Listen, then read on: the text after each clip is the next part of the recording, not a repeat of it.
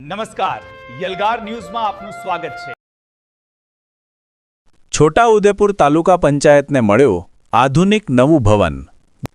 છોટાઉદેપુર તાલુકાના ગ્રામ્ય વિસ્તારના લોકોને વધુ ઝડપી અને સરળ સરકારી સેવાઓ મળી રહે તે હેતુથી નવનિર્મિત તાલુકા પંચાયત ભવનનું લોકાર્પણ કરવામાં આવ્યું।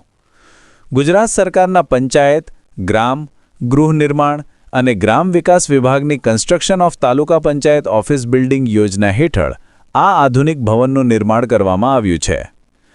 નવનિર્મિત તાલુકા પંચાયત ભવનનું લોકાર્પણ જિલ્લા પંચાયત પ્રમુખ ઉપેન્દ્રભાઈ રાઠવા અને સાંસદ જશુભાઈ રાઠવાની ઉપસ્થિતિમાં કરવામાં આવ્યું હતું।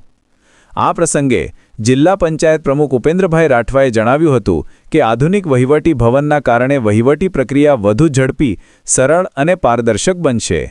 લોકાર્પણ કાર્યક્રમમાં સાંસદ જશુભાઈ રાઠવા અને પૂર્વ રેલ રાજ્યમંત્રી નારણ રાઠવાએ પણ પ્રાસંગિક ઉદ્બોધન કર્યું હતું।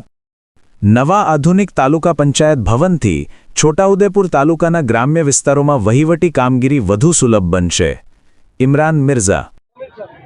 છોટાઉદેપુર તાલુકાના વિકાસને વધુ વેગવંતો બનાવવા માટે ગુજરાત સરકાર દ્વારા 2 કરોડ અને 99 લાખના ખર્ચે છોટાઉદેપુર તાલુકા પંચાયતના નવીન ભવનનું જે આજે લોકાર્પણ થઈ રહ્યું છે, ત્યારે હું છોટાઉદેપુર તાલુકાની તમામ નાગરિકોને ખૂબ ખૂબ શુભેચ્છા પાઠવું છું। છોટાઉદેપુર તાલુકા પંચાયત ભવનના નવા મકાનનું લોકાર્પણ આજરોજ સાંસદ શ્રી જશુભાઈ રાઠવાના વરદ હસ્તે અને ધારાસભ્ય શ્રી રાજેન્દ્રસિંહ રાઠવાજીની વિશેષ ઉપસ્થિતિમાં પૂર્વ સાંસદ નારણભાઈ અને સાથી મિત્રોની ઉપસ્થિતિમાં કરવામાં આવ્યું।